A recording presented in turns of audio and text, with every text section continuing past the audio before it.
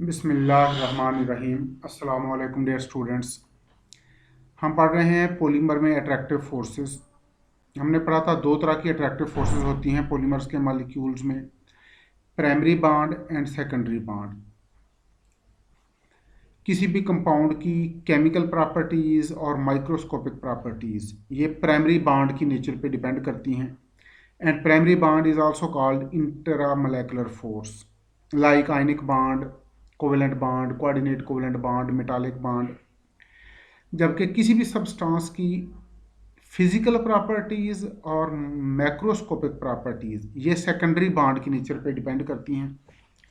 And secondary bond is also called intermolecular force like dipole forces, induction forces, dispersion forces, hydrogen bonding. तो secondary bond is weaker as compared to primary bond, but in polymer there is some exception. यानी अगर आप normal compounds की बात करें जो non polymeric compound हैं उनमें secondary bond is much weaker than primary bond, या यूं कह लें कि intermolecular forces are weaker than intramolecular force. लेकिन पॉलीमर में ज़रा एक्सेप्शनल केसेस हैं जो हम बाद में डिस्कस करेंगे।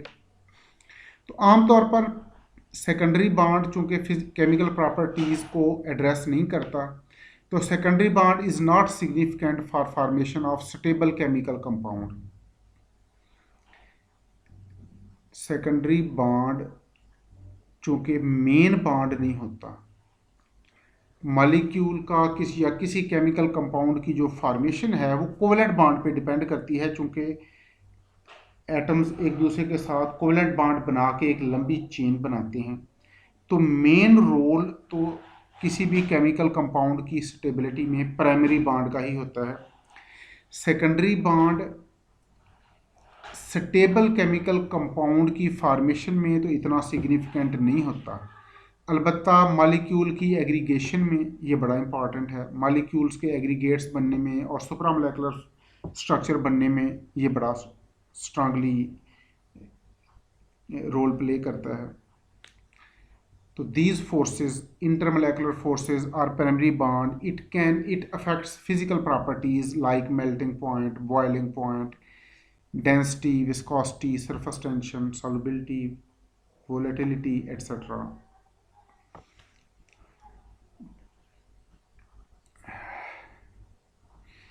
तो सबसे पहले हम बात करते हैं वोलेटिलिटी की, जिसको हमने सबसे एंड पे डिस्कस किया।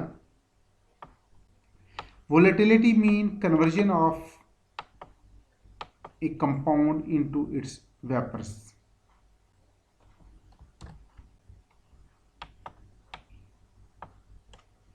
Volatility mean conversion of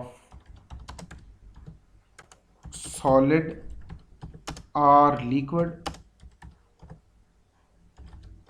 into vapors. This property is called volatility.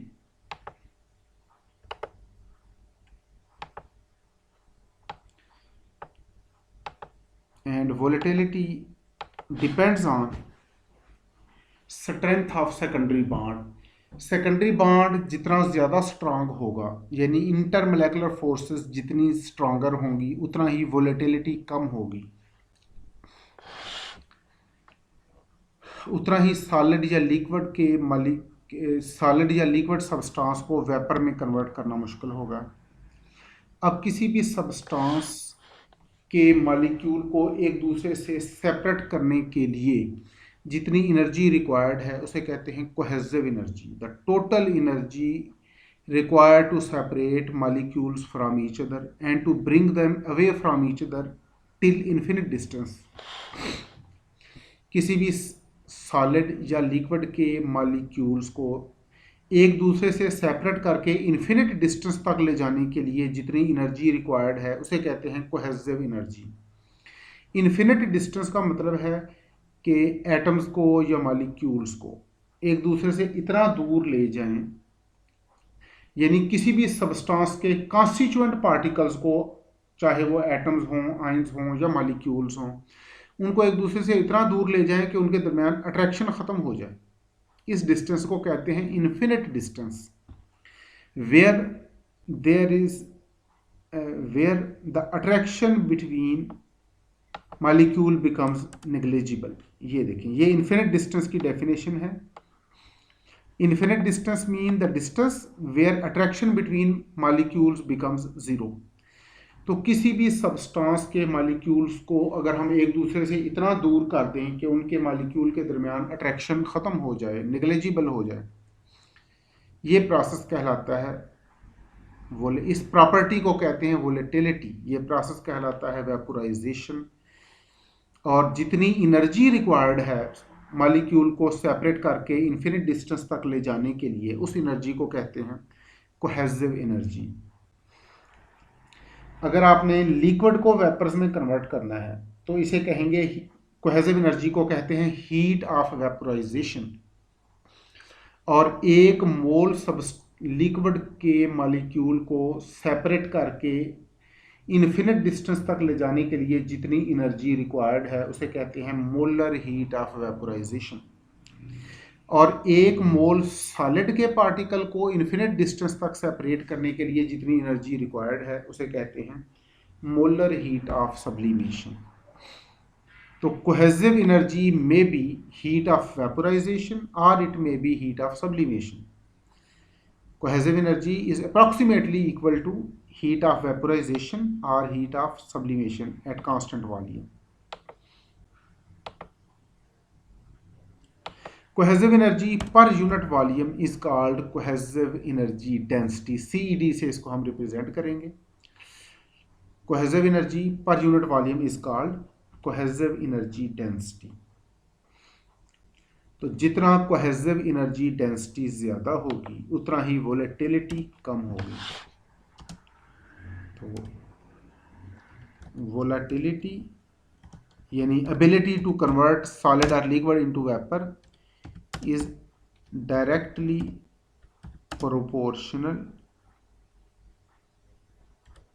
या यूं कह लें volatility directly depends on cohesive energy density.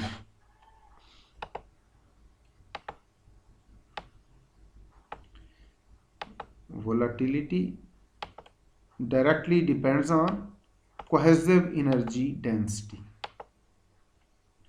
तो जितना कोहेसिव एनर्जी डेंसिटी ज़्यादा होगी, यानी मॉलिक्यूल्स को सेपरेट करने के लिए जितनी ज़्यादा एनर्जी रिक्वायर्ड होगी उतना ही वोलेटिलिटी कम हो जाएगी। Volatility inversely depends on cohesive energy density. या यूं कह लें कि volatility is inversely proportional to cohesive energy density.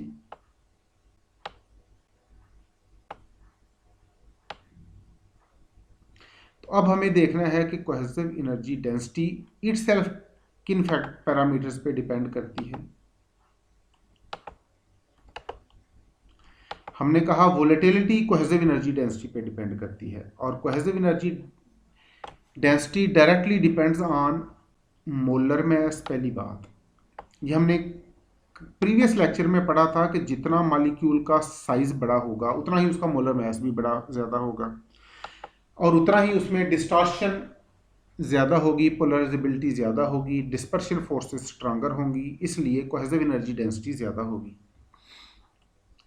Cohesive energy density depends on molar mass, molecular size,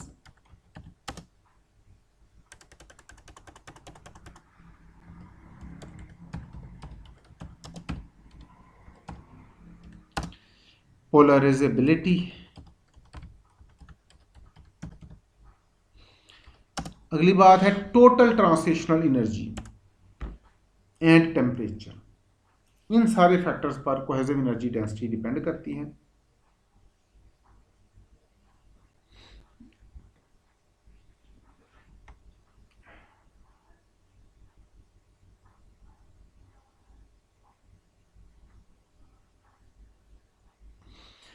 अब हाई पॉलीमर्स के केस में, यानी ऐसे हाई पॉलीमर्स का मतलब है ऐसे पॉलीमर जिनका मोलर मास ज़्यादा हो। हाई पॉलीमर्स के केस में cohesive energy density become stronger then primary bond. ये बड़ा इंपॉर्टेंट पॉइंट है कि आमतौर पर इंटरमोलेकुलर फोर्सेस वीकर होती हैं, इंट्रामोलेकुलर फोर्सेस स्ट्रांगर होती हैं। ये यूं कह लें कि सेकेंडरी बॉन्ड वीकर होता है, प्राइमरी बॉन्ड स्ट्रांगर होता है। लेकिन पॉलीमर्स का केस एक्सेप्शनल है। इसमें some time cohesive energy density इतनी स्ट्रांग हो जाती है कि प्राइमरी बॉन्ड से भी उसकी स्ट्रेंथ बढ़ जाती है। यानी उस केस में अगर आप पॉलीमर सैंपल को हीट करें तो ये मेल्ट होने की बजाय डीकम्पोज हो जाता है, वोलेटलाइज होने की बजाय डीकम्पोज हो जाता है। क्यों कि पॉलीमर के सैंपल एक दूसरे के अंदर इस तरह, पॉलीमर की चेन्स, पॉलीमर के मॉलिक्यूल एक दूसरे के अंदर इस तरह उलझे होते हैं, उनको सेपरेट करना मुश्किल है। जब आप उसे ज़्यादा हीट करते हैं तो कोवलेंट बॉन्ड ब्रेक हो जाते हैं, चेन्स फिर भी एक दूसरे से अलग नहीं होती। इसलिए हाई पॉलीमर्स में cohesive energy density becomes stronger then primary bond and therefore polymer decompose before volatilization before being volatilized, or we can say polymer decompose before melting.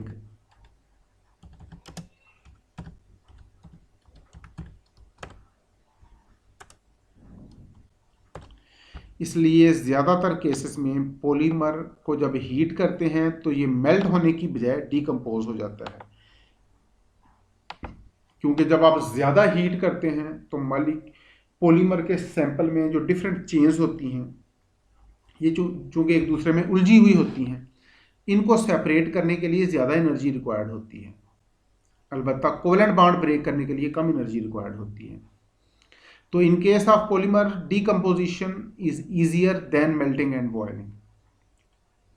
अब देखिए, जो मेल्टिंग और बॉयलिंग का प्रोसेस है ये एंडोथर्मिक प्रोसेस है, क्योंकि इसमें हीट अब्जॉर्ब होती है। But this process is spontaneous because entropy increases. अब एक बात थर्मोडायनामिक पॉइंट ऑफ व्यू से जहन में रखने की है कि किसी भी प्रोसेस के स्पॉन्टेनियस होने के लिए डेल्टा जी नेगेटिव होनी चाहिए। और डेल्टा जी नेगेटिव कब होगी? डेल्टा एच की वैल्यू नेगेटिव हो, डेल्टा एस की वैल्यू पॉजिटिव हो, तो डेल्टा जी की वैल्यू नेगेटिव होगी। या यानी अगर डेल्टा एच नेगेटिव है तो प्रोसेस एक्सोथर्मिक है, डेल्टा एच पॉजिटिव है तो एंट्रोपी इंक्रीज हो रही है, हीट रिलीज हो रही है, एंट्रोपी इंक्रीज हो रही है, तो प्रोसेस स्पॉन्टेनियस होगा क्योंकि डेल्टा जी की वैल्यू नेगेटिव होगी। अब दूसरा केस देखें, मेल्टिंग और बॉइलिंग के केस में डेल्टा एच पॉजिटिव है क्योंकि प्रोसेस एंडोथर्मिक है, लेकिन ये प्रोसेस फिर भी स्पॉन्टेनियस है क्योंकि डेल्टा एच पॉजिटिव है। डेल्टा एच का पॉजिटिव होने का मतलब है there is increase in disorder. जब आप किसी चीज़ को मेल्ट करते हैं, वो सॉलिड से लिक्विड में आती है, सॉलिड फॉर्म में ऑर्डर ज़्यादा होता है, लिक्विड फॉर्म में ऑर्डर कम होता है। ये यूं कहें कि लिक्विड फॉर्म में डिसऑर्डर ज़्यादा होता है। तो जब सॉलिड लिक्विड में कन्वर्ट होता है तो there is big increase in disorder and there is big increase in entropy, therefore delta G becomes negative. तो डेल्टा एच पॉजिटिव हो लेकिन डेल्टा एस भी लार्जली पॉजिटिव हो तो भी डेल्टा जी की वैल्यू नेगेटिव हो जाती है और प्रोसेस स्पॉन्टेनियस होता है। यही मामला बॉयलिंग का भी है। जब आप किसी लिक्विड को बॉयल करते हैं तो लिक्विड वेपर में कन्वर्ट होता है, again there is big increase in disorder and there is big increase in entropy. Solid में डिसऑर्डर कम है, लिक्विड में डिसऑर्डर रिलेटिवली ज़्यादा, और वेपर्स में डिसऑर्डर सबसे ज़्यादा। इसलिए सॉलिड की एंट्रोपी कम, लिक्विड की एंट्रोपी ज़्यादा और वेपर्स की एंट्रोपी उससे ज़्यादा। तो जब लिक्विड वेपर में कन्वर्ट होता है there is big increase in entropy, therefore delta G becomes negative. तो मेल्टिंग और बॉइलिंग का प्रोसेस एंडोथर्मिक इसलिए होता है क्योंकि इसमें there is large positive value of delta S.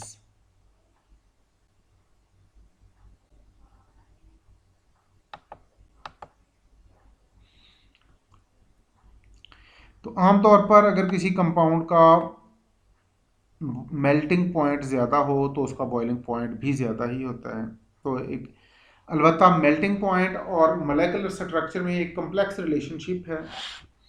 अगर किसी सब्सटेंस में मॉलिक्यूल सिमेट्रिकल है तो उसका मेल्टिंग पॉइंट ज़्यादा होगा, क्योंकि सिमेट्रिकल मॉलिक्यूल एक दूसरे के ज़्यादा करीब आते हैं, उनमें इंटरमोलेकुलर फोर्सेस स्ट्रॉन्गर हो जाती हैं। जो एसिमेट्रिक मॉलिक्यूल्स होते हैं वो क्लोज अप्रोच में नहीं आ सकते, तो उसमें अट्रैक्टिव फोर्सेस वीकर होंगी। तो melting point directly depends on symmetry because symmetrical molecule have stronger attractive forces and low entropy of fusion. On contrary asymmetric molecule या अनसिमेट्रिकल मॉलिक्यूल में वीकर अट्रैक्टिव फोर्सेस होती हैं और इनमें एंट्रोपी ऑफ फ्यूजन ज़्यादा होती है। यानी ये मॉलिक्यूल जब लिक्विड में कन्वर्ट होते हैं तो there is big increase in entropy. Symmetrical molecule एक दूसरे के ज़्यादा करीब आ सकते हैं, क्लोज अप्रोच में आ सकते हैं, इसलिए उनमें अट्रैक्टिव फोर्सेस स्ट्रॉन्गर होती हैं।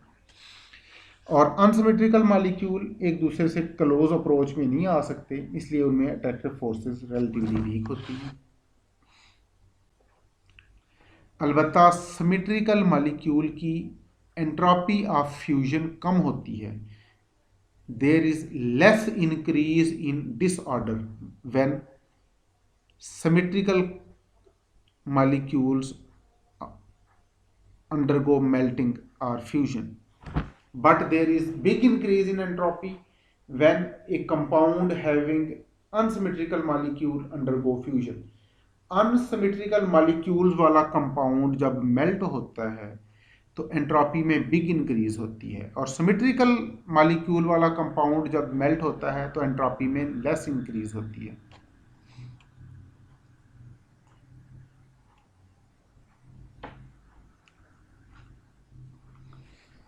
इसलिए अनसिमेट्रिकल मॉलिक्यूल वाले कंपाउंड को मेल्ट करना आसान है। अट्रैक्टिव फोर्सेस वीकर हैं and there is big increase in entropy. तो जितना एंट्रोपी सिस्टम की इंक्रीज होगी उतना ही वो सिस्टम ज़्यादा स्पॉन्टेनियस होगा, वो प्रोसेस ज़्यादा स्पॉन्टेनियस होगा। अब अगली बात पोलैरिटी। अट्रैक्टिव फोर्सेस जितना पोलैरिटी पे डायरेक्टली डिपेंड करती हैं। Strength of attractive forces are directly proportional to polarity. Molecule polar होंगे, अट्रैक्टिव फोर्सेस स्ट्रांगर होंगी, मेल्टिंग पॉइंट और बॉइलिंग पॉइंट ज़्यादा होंगे। अब एक और property, miscibility and solubility. Solubility के केस में आमतौर पर लाइक डिजॉल्व्स लाइक का रूल फॉलो होता है, यानी पोलर सब्सटेंस पोलर सॉल्वेंट में और non polar solute non polar solvent में डिसॉल्व होते हैं। सॉल्यूशन फॉर्मेशन का प्रोसेस एक्सोथर्मिक भी हो सकता है, एंडोथर्मिक भी हो सकता है। समटाइम ऐसे होता है आप सल्यूट को सॉल्वेंट में डिसॉल्व करते हैं, हीट रिलीज होती है तो वो प्रोसेस एक्सोथर्मिक होगा, और समटाइम आप सल्यूट को सॉल्वेंट में डिसॉल्व करते हैं, हीट अब्जॉर्ब होती है, ये प्रोसेस एंडोथर्मिक होता है। अलबत्ता more than 95% cases solution formation में एंट्रोपी इंक्रीज होती है, और ये बिग इंक्रीज है। मसलन आपने सॉलिड को लिक्विड में डाला, आपने सोडियम क्लोराइड को, शुगर को, यूरिया को वाटर में डिसॉल्व किया, तो सोडियम क्लोराइड डिसॉल्व होने से पहले सॉलिड फॉर्म में था और वो उसमें ऑर्डर था। जब आप उसे वाटर में डिसॉल्व करते हैं, अब उसने पूरे वाटर सैंपल में, पूरे वाटर के बल्क में डिस्पर्स होना है, तो there will be big increase in entropy. तो सॉल्यूशन फॉर्मेशन का प्रोसेस एंट्रोपी का मरहूने मिन्नत है। क्यों कि एंथैल्पी का फैक्टर तो कभी उसे सपोर्ट करेगा, कभी नहीं करेगा, अलबत्ता एंट्रोपी वाला फैक्टर ऑलवेज सपोर्ट करेगा सॉल्यूशन फॉर्मेशन को। अगर सॉल्यूशन फॉर्मेशन का प्रोसेस एक्सोथर्मिक है तो एंथैल्पी का फैक्टर भी सपोर्ट करेगा, एंट्रोपी का फैक्टर भी सपोर्ट करेगा, क्योंकि डेल्टा एच भी नेगेटिव होगी, डेल्टा एस पॉजिटिव होगी। और हमने प्रीवियस पढ़ा है कि अगर किसी प्रोसेस में डेल्टा एच नेगेटिव हो, डेल्टा एस पॉजिटिव हो, तो प्रोसेस स्पॉन्टेनियस होगा। अलबत्ता अगर सोल्यूशन फॉर्मेशन एंडोथर्मिक है तो फिर एंथैल्पी का फैक्टर सपोर्ट नहीं करेगा, और सोल्यूशन अगर फिर भी बन गया तो ये एंट्रोपी की वजह से होगा। तो सोल्यूशन फॉर्मेशन का प्रोसेस आमतौर पर एंट्रोपी ड्रिवन होता है, एंट्रोपी पे डिपेंड करता है। तो सॉल्युबिलिटी और miscibility directly depend on negative value of delta H and positive value of delta S. Delta H की नेगेटिव वैल्यू यानी हीट को रिलीज होना चाहिए, और डेल्टा एस की वैल्यू को पॉजिटिव होना चाहिए, यानी there should be increase in entropy, then process will be spontaneous.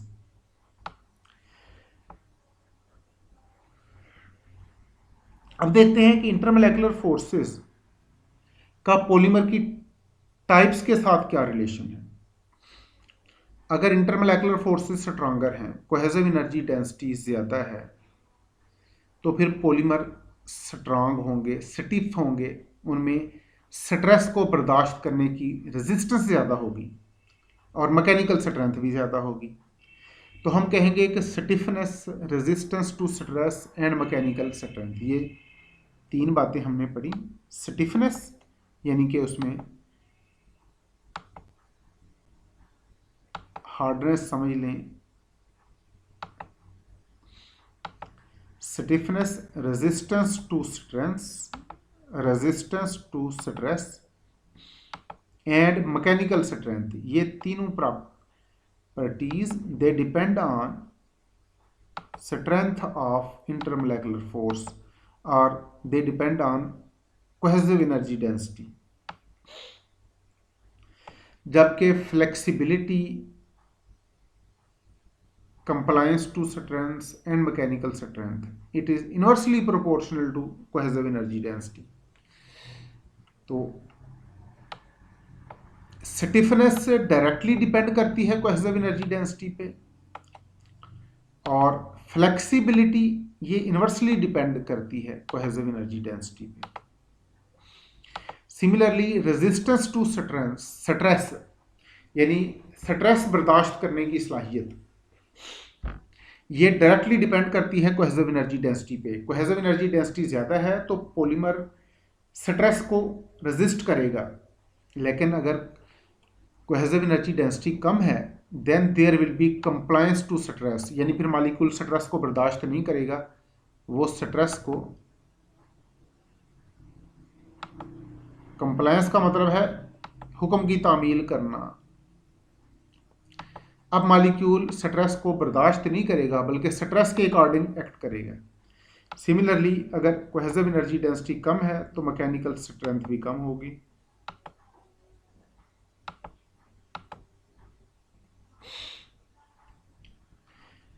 अब देखेंगे कि relative strength of intermolecular force and intramolecular force. आमतौर पर जैसा कि हमने पढ़ा कि intermolecular forces are much stronger, intramolecular forces are much stronger than intermolecular force in most of cases, but not always. In polymer sometime case is reverse, polymer में sometime case इससे मामला इससे उलट है। और ये क्यों है? Due to large size, longer chain length and entanglement of chain segments causes stronger intermolecular forces। तो आमतौर पर इंटरमोलेकुलर फोर्सेस वीकर होती हैं देन इंट्रामोलेकुलर फोर्स, लेकिन पॉलीमर के केस में सम टाइम इससे रिवर्स ऑब्जर्वेशन है। और ऐसा क्यों है? यानी पॉलीमर के केस में some time intermolecular forces intramolecular forces से भी स्ट्रांग हो जाती हैं। It is due to large size, longer chain length and entanglement of chain segments।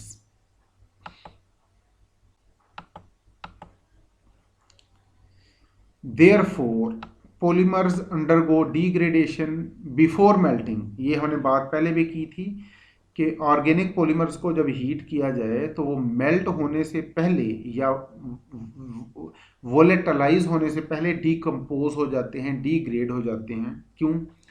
कि ये मॉलिक्यूल की चेन्स एक दूसरे में इस तरह से उलझी हुई होती हैं कि यहाँ से इस चेन को सेपरेट करना, किसी इंडिविजुअल चेन को सेपरेट करना मुश्किल है, कोवेलेंट बॉन्ड को तोड़ना ज़्यादा आसान है। तो ड्यू ये इंटेंगलमेंट है, ये देखें ये इंटेंगलमेंट। जिस तरह आप सिवैयाँ पकाते हैं, ये नूडल्स बनाते हैं, तो वो चेन्स एक दूसरे में इंटेंगल्ड होती हैं, एक दूसरे में उलझी हुई होती हैं, उन चेन्स को सेपरेट करना रिलेटिवली डिफिकल्ट है। तो पॉलीमर की चेन्स में भी इसी तरह की इंटेंगलमेंट्स होती है। इस इंटेंगलमेंट की वजह से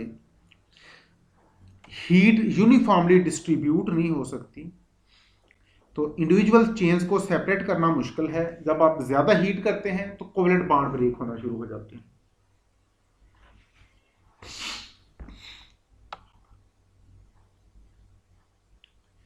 तो this is the reason that polymer undergo degradation and decomposition before fusion.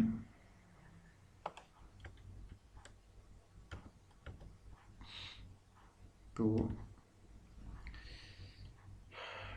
relatively low energy is required to break covalent bond and higher energy is required to separate entangled polymer chains. तो polymer के sample में entanglement होती है, इन entangled polymer chains को separate करना मुश्किल है, उसके लिए ज़्यादा एनर्जी चाहिए है, जबकि उससे कम एनर्जी दे के आप कोवेलेंट बॉन्ड को ब्रेक कर सकते हैं। इसलिए जब पॉलीमर के सैंपल को हीट करते हैं तो वो मेल्ट होने से पहले डीकम्पोज हो जाते हैं। Thank you very much. इंशाल्लाह नेक्स्ट हम डिस्कस करेंगे कैरेक्टराइजेशन ऑफ पॉलीमर। अपना ख्याल रखिएगा। अल्लाह हाफिज़।